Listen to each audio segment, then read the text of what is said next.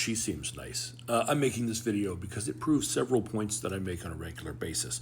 So let me give you the setup in the video and then we'll go from there. This took place in Fort Lauderdale, Florida, in a neighborhood called Wilton Manors. If you're not familiar, Wilton Manors is predominantly gay. Most of the people who live there are gay, specifically gay men. All right, so it makes someone yelling homophobic slurs really stand out if you're going to live in Wilton Manors. Like, you love that all the yards were immaculate and the houses were well kept and the neighbors were friendly, but you didn't like that they were gay? Anyway, this guy says this is his neighbor. There's a family that lives there. They have one parking space, and according to him, they have 4 vehicles. So regularly, they park a white Mercedes or a yellow Volkswagen on his lawn. Also, he says, allegedly, that they allow their dogs to defecate on their yard or on their walkway and just leave it. So he put a note on one of the vehicles to say, hey, stop doing this, please. He claims that her father, a man named James Zingler, found the note, tore it up, and then threatened to chop off his hands before using homophobic language. So he called the police. When the police came, the daughter was upset about it, and the video goes from there. Put me online, you You're creating a you disturbance. Oh, you disgusting. asshole. Let's And you go. know what? I know what your car is. Let's I go. know where. Let's So go. when we move, Let's go. guess what? You see both any are of going that. Is that a out. threat? Is that a threat? Disgusting. You too. You probably have AIDS, you gross. You probably have syphilis.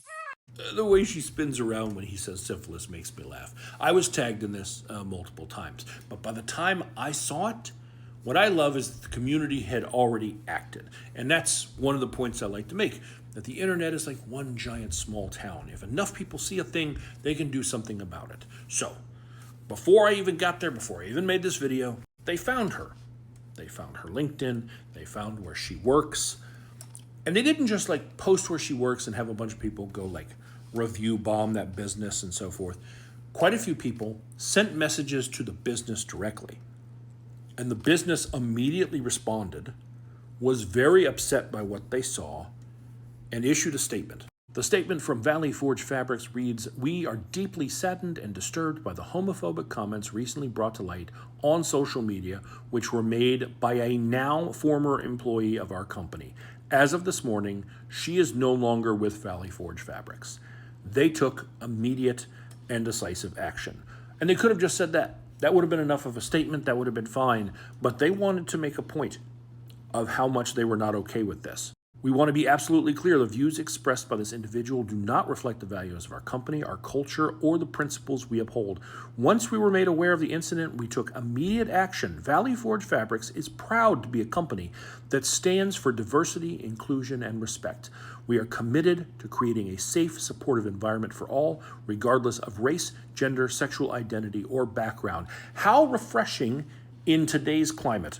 Hate has no place here. To our clients, customers, team members, and community, we hear you, we stand with you, and we remain committed to fostering an environment where everyone feels valued and respected and safe. That's how you do it. It's really just that simple. If someone wants to spread hate and violence, they are the ones who should feel unwelcome in society.